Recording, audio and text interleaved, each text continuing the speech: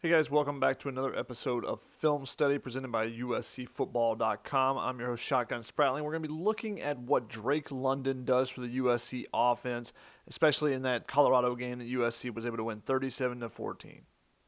Let's start with the very first play on offense for USC and look at what Colorado is trying to do. You're going to see the safety up here is playing in a coverage over the top of Drake London, who's the outside receiver. See how wide he is on the field. Normally he'd be in here on the hash marks in a regular defense, but that's what Colorado's going to try to do initially to try to take Drake London away.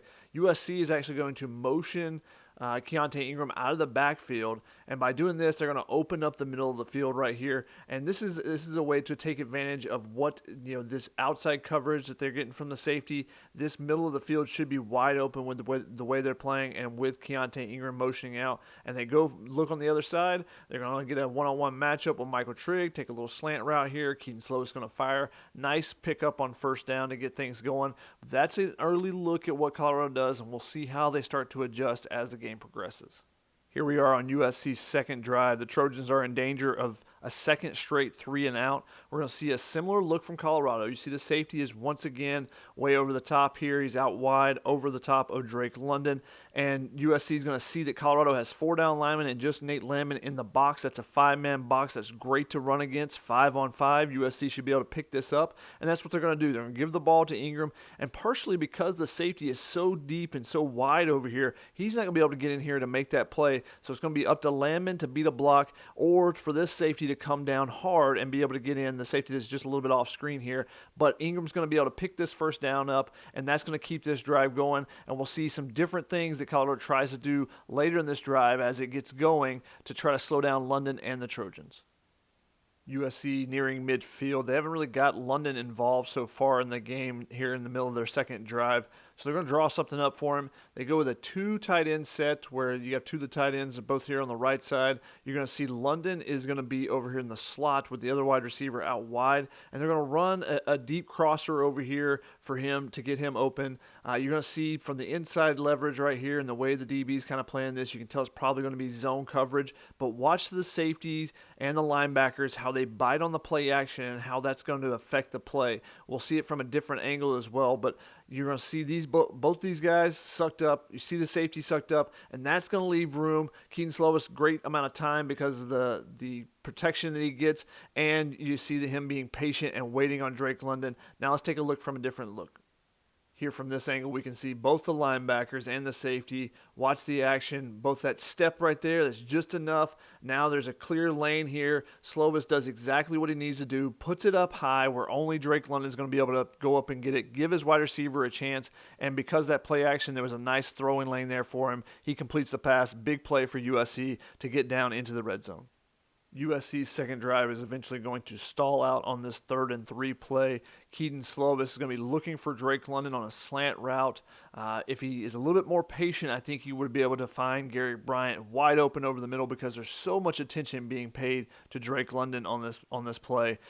I think that one of the differences is here is that the cornerback is going to be able to get his hands on Drake London, and that's going to throw this route off.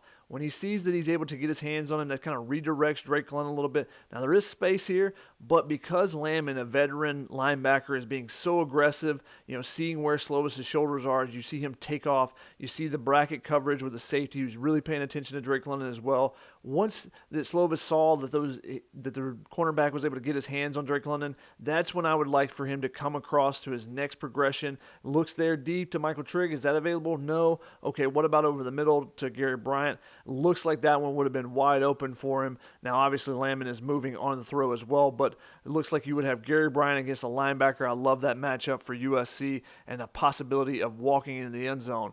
But I feel like we've seen that throw before. That's because we have seen that throw before, or at least one very similar. This is USC against Washington State. Jackson Dart on a 3rd and goal situation right after halftime. He's going to look for Drake London again on a slant route here. And again, you're going to see there's going to end up being 3 defenders around him. Notice the cornerback doesn't get his hands on him, doesn't redirect Drake London, which enables him to be able to come and use his body to defend this away from the safety, whereas Slovis had to throw away from this defender. Jackson Dart doesn't have to do that because Drake London's body can do it for him. You're going to see the safety's going to be coming down hard, crashing on this, thinking, hey, I can get this interception, maybe take it the other way. But Drake London's not going to let that happen. He crashes in front, makes sure he attacks the ball, gets the catch. And the linebacker wasn't as aggressive on this play, getting outside, which enabled there to be a little bit more space for Jackson Dart to make that throw. A very similar throw to the one that Keaton Slovis tried as Dart. But you would like to see Slovis, being a veteran, be able to use his eyes, manipulate the defense, and then move it inside to Garrett Bryant. It's here on the third drive of the first quarter that USC's offense really starts getting in sync and really starts moving the ball well. It starts with Drake London once again. You see him here in the slot, and it's flipping the formation from what we saw earlier where they ran the deep crosser. This time he's going to run, in the a lot of room over here. He's going to run that slot fade. He's going to use his body, go make a catch. Single high safety from Colorado. This was the other look they were giving USC. They put 6 in the box, along with a couple defenders here for the tight ends, but 6 in the box.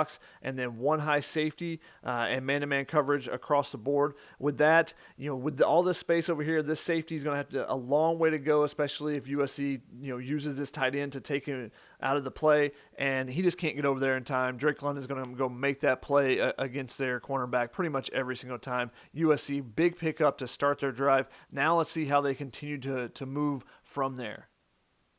USC gets a penalty, no worries. Let's just play the numbers game once again. What do you got here from Colorado? 6 in the box. Is that a good running formation? No. So instead, let's look for a one-on-one opportunity because they're again playing single high safety. So this is up to Keaton Slovis.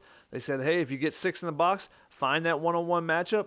We know who's a good one-on-one matchup. How about number 15? Throw it up, let him go make a play, and he's just too good. He's too good for any of these cornerbacks from Colorado. He's too good for pretty much any cornerback in the country when you can throw a ball up there, and he goes and does this right here. Watch the way that he moves his body, though. I love the way that he, the subtle push off with his wrist, the little bit of separation he's going to create, and then he just goes up over the defender. There's nothing a defender can do about that. He creates just enough separation to let himself leap up and use his athletic ability, and that's what a lot of receivers don't do. They try to jump while running. He calms himself down, sets his feet, and then goes up just like he'd be going up for a rebound. Did I say Drake London was good? No, he's really freaking good. I mean, this is the one-handed catch, just ridiculous. Watch the safety, though, from Colorado. They're actually playing him down inside of Drake London to try to take away any of those slant routes or anything coming across the middle here, which kind of forces this throw for USC. It's going to be either, it's going to be a fade one way or the other. They go back shoulder, and the ridiculous part is Drake London saying earlier this week that he lost sight of the ball because of the defender and just stuck his hand out there and just made the catch. That's how ridiculous he is. He's leading the nation in so many categories as a wide receiver, and now no-look one-handed catches. I think he's leading that as well.